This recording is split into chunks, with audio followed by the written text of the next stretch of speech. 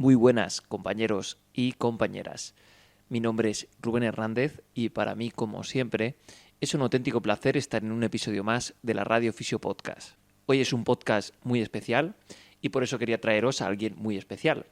Junto con la ayuda de mi amigo Pablo Davó, muchísimas gracias desde aquí, Pablo, tuvimos la suerte de entrevistar en el anterior Congreso de la AF en Cáceres a Michel Landry, el presidente de la World Physiotherapy, o lo que es lo mismo, el mayor representante institucional de la fisioterapia a nivel mundial. Como decía, es un episodio muy especial. Hoy es el episodio 100 de lo que empezó siendo un experimento nada más terminar la carrera. Un experimento sin más pretensión que la de aprender juntos y compartir conocimiento con un objetivo bastante claro: mejorar nuestra profesión. Nunca sabré el impacto que este podcast tendrá sobre la fisioterapia. Yo obviamente espero que sea mucho y positivo, pero lo que sí que os puedo decir es que tengo la conciencia más que tranquila por todo el trabajo hecho en cada episodio. Que todo el contenido, siga el podcast activo o no, quede siempre en línea y a disposición de las nuevas generaciones de fisioterapeutas para que puedan empaparse de ello. Porque la mayoría del conocimiento que aquí plasmamos es conocimiento que a mí me hubiera gustado saber nada más terminar la carrera. Que de alguna manera nos ayude a todos a entender de dónde venimos y hacia dónde vamos, o hacia dónde deberíamos ir. Que nos ayude a comprender los errores del pasado, no solo para corregirlos, sino para no volver a caer en ellos. Que nos dé valor y orgullo para defender a capa y espada una fisioterapia sin apellidos y conciencia. Son 68 personas las que a día de hoy han pasado por Fisiopodcast y quería aprovechar esta ocasión para agradecerles todo su apoyo a Fisiopodcast en forma de conocimiento altruista. Gracias también a mi amigo de la infancia y editor de Fisiopodcast, Marcos Díaz, y especialmente gracias a ti, al que estás detrás de la cámara, por el apoyo constante desde el minuto 1 que creé todo esto. Porque por el camino estoy conociendo a gente verdaderamente maravillosa. Así que solo por eso hacer un proyecto así merece la pena. No me enrollo más. Estar atentos este año, este 2024, porque se viene un año de bastantes cambios para el podcast. Espero que sean para bien. Así que nada, que espero que lo disfrutéis porque al final es para eso también. Esto es Fisiopodcast.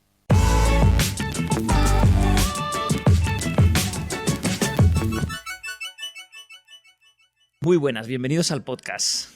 Un auténtico placer teneros por aquí, lo digo de corazón.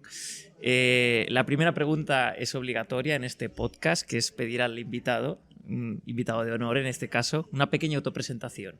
¿Quién es y qué le ha llevado aquí al Congreso? Great. Well, thank you and mucho gusto. It's so nice to be part of this. And to all the listeners to Fisioterapia podcast, I wish you all the best in this podcast, but all of your future works with this one. My name is Mike Landry. I'm a Canadian. I live in the United States, but my primary academic appointment is in Norway.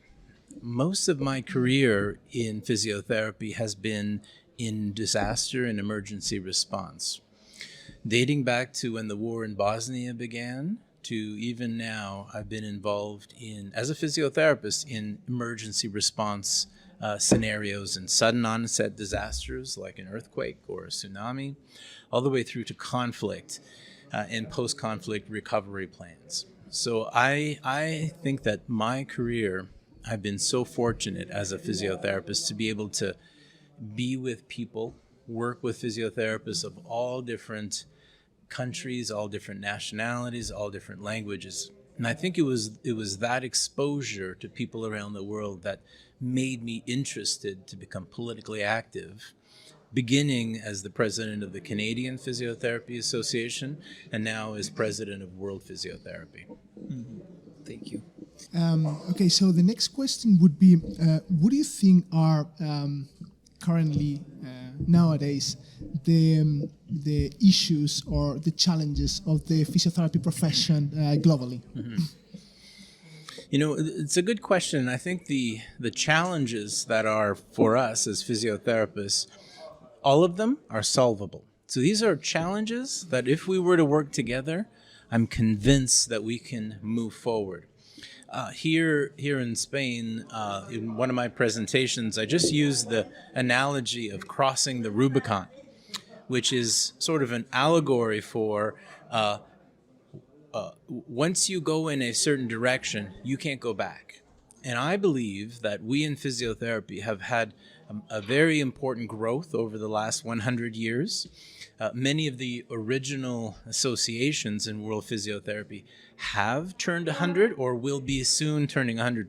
The American Physical Therapy Association, the Canadian Physiotherapy Association, and many others.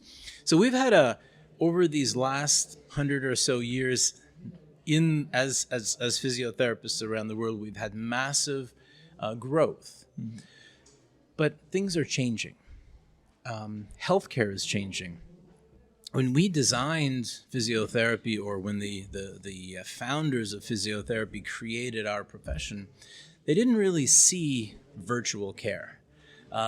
Cardiometabolic disease was not something that was really prevalent at the time.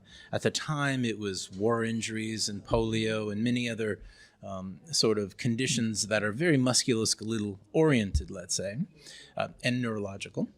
But over time, things have changed. Health systems have changed. So here are some what I believe to be some of our largest challenges as we move forward. Universal health coverage does not always include physiotherapy. If we look around the world, there are some countries where the publicly funded system pays for physiotherapy, other countries where it doesn't at all.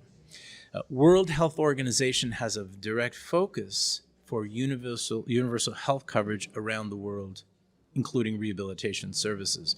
So that is a challenge for us, because we cross both the public and the private, and that's on the one hand that's a good thing. I believe strongly in entrepreneurialism. I myself own a couple companies, so I believe that all of us should be able to externalize and be free to create. But it must, in my view, the profession has to be balanced, where some are working in publicly funded environments and others in different areas. So I think that universal health coverage is an important one. The second challenge that we have sometimes, and maybe more often than I would wish, our advantage is that we span the entire curriculum, or the continuum of care. On the one side, we have physiotherapists working in the intensive care unit and in emergency response. And on the other side of the continuum, we have physiotherapists working in homes for the aged and in other kind of clinical areas. So we span institution to community to politics. That's, on the one hand, a good thing. On the other hand, it means we're often vague in what our focus is. Mm-hmm. And that's why I think specialization really is important as we move forward, because we have to recognize that, on the one hand, it's wonderful to be part of the entire curriculum or continuum. I'm an academic, so I keep saying curriculum, but across that entire continuum. But if we're going to do that, we have to demonstrate externally that we are specialists in different areas. I'll give you an example. In many places where I'm registered to practice, I could work in the intensive care unit all the way through to working in pediatric rehabilitation. There is no situation where I should be working in a pediatric rehabilitation scenario. I have no competencies, none whatsoever, and that's a very particular and very important area of practice. So we need to be able to recognize internally specialists, but that specialization is so important for people out in the environment, so they see us as specialty, and we can show that we have very clear competencies that are beyond the general entry level to practice. So I think specialization will move us forward. A third one, I would say, really has to do with the politics, health policy. So globally, as I mentioned, things are changing. In some countries, PTs are trained at the doctorate level. At other countries, they're trained in let's say a different level, a college level. Their competencies can be very similar. So that's a challenge for us. But in a political world where costs are very important, there's never enough funding to service all the needs. It's called economic scarcity. Our advantage, our sort of superhero strength here is that physiotherapy has the potential of reducing costs for healthcare. It has the potential, it's been demonstrated that with rehabilitation, you can decrease the cost of somebody's trajectory of care. Now, the challenge with that is it's difficult to measure that cost because the costs are often realized downstream, not tomorrow, not next week, but downstream. So that cost effectiveness research needs to be broader, it needs to occur, it needs to be published, it needs to be distributed. Because I think that is where we can contribute to healthcare system solutions. And as the world has to re-energize, reinvent itself, that's going to be really important. So those are some of the challenges I see. And this idea that I used about crossing the Rubicon is really, I believe we as physiotherapists around the world have not yet crossed. We're very hesitant to go into an environment or the next stage of our growth where there's no more turning back. Here at the conference, I also mentioned virtual care is an important aspect. It's something we need to be thinking of doing just like we did during the pandemic into the future. Artificial intelligence and data-driven healthcare. We have the possibility around the world to collect data on singular types of clinical conditions to determine what is the best outcome. What are the best interventions for the best types of people? We have to harness the power of artificial intelligence. I also spoke about specialization as being a really important aspect of the future. So if you looked at everything, I would say the future is bright. But we have to change. We have to energize and reinvent ourselves. If we don't, we're going to plateau, and competitors in our environment, and let's call them competitors because that's what they are. We have exercise physiologists, we have other people adopting much of the care that we traditionally did. So let's be honest with ourselves and say, are we willing to give that up? And if we are, fine, but let's have that conversation. So we have not yet crossed the river, but we have to get courageous, we have to get strategic, cross the river into the future and never look back. Thank you. Un punto importante llegados aquí a este tema de la conversación es formar parte de la World Physiotherapy. Además, lo ha comentado en su charla. Entonces, si quieres, podemos profundizar un poco en este aspecto, porque es importante formar parte de las asociaciones, de todos los organismos como fisioterapeutas. It's a very good question, and it's probably the most important question of my presidency. Mm-hmm. So I just started as president this year. It's for a 4-year term and the possibility of a few years of extension after that. So one of my main goals as president is to be able to demonstrate the value for membership to each and every person who's a physiotherapist and each and every member organization who is part of us. Let's face it, we now live in austerity, economic austerity. There's the prices of just living are very high in a post-pandemic period. Everyone's family has to think, what am I going to be able to afford? What do I really want to do? What should I do with finances? So people are going to make important decisions for themselves and their family. In that kind of, let's call it an ecosystem, how do we show value from membership to their professional society? Well, there's a few things. And let's use a few numbers. Right now, today, around the world, there are close to 2 million PTs, right? 2 million. The number of our member organizations who are members of World Physiotherapy, if you looked at all of their membership, they represent 34% of physiotherapists around the world. So the picture here is today, World Physiotherapy represents only 34% of existing physiotherapists. In my mind, that's far too low. It's far too low. In my presidency, I want to see the number 50 happen.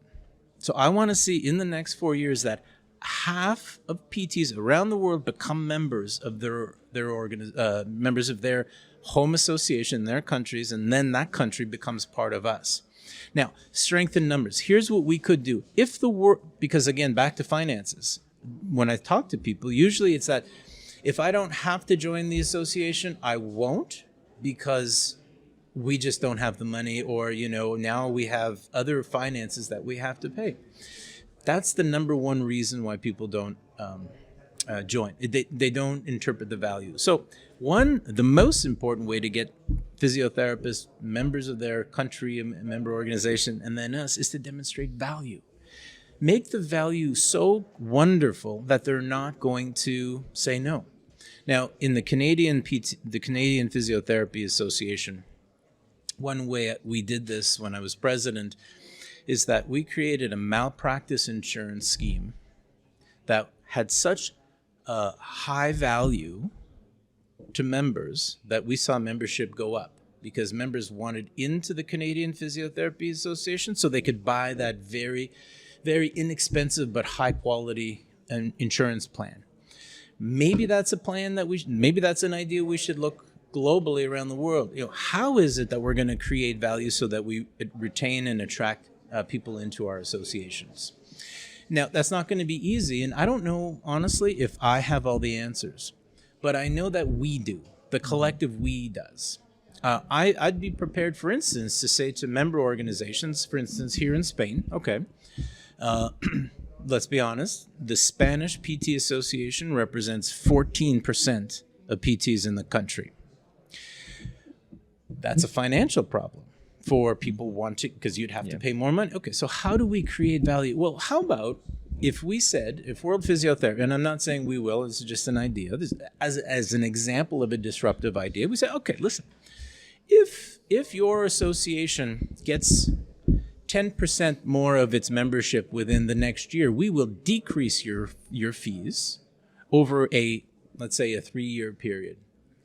I'm telling you, with that kind of incentive, we would see a change, right? Because people need incentives, and organizations need, that's human behavior. It's just, you know, it's economics, it's personal economics. So those are a few ideas. Create some incentives, create value to draw people in. Now, this is not just a one-way street. It's not just about drawing people in. It's on my side now to say, here is the value.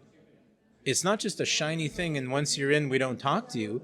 It's, okay, thank you for being with us. And maintain and get the value for membership so high that they're going to go home and say, come on, you have to be members. Mm-hmm. Right? That's what we need to do. We need to create value and be able to articulate that value on the spot. I'll be honest, if you went to speak to other members of the Spanish Association or any association, what's the value for membership? They could probably eventually get somewhere, but it's not very clear sometimes, right? It's not very clear to people. And it's one thing to say, well, the value is, you know, we will advocate and we would lobby on your behalf in Geneva or in Madrid or what have you. But those are sometimes so intangible that people you can't see it. I don't blame them, right? I mean, I just don't blame them. So like you just said, you know, you attract them, you retain them, and then you show value so they go home and then they bring more people. Thank you. Bueno, pues un placer teneros por aquí. Espero que hayáis estado a gusto en el Congreso, en España en general, y que, bueno, muchas gracias por tu tiempo. Y gracias.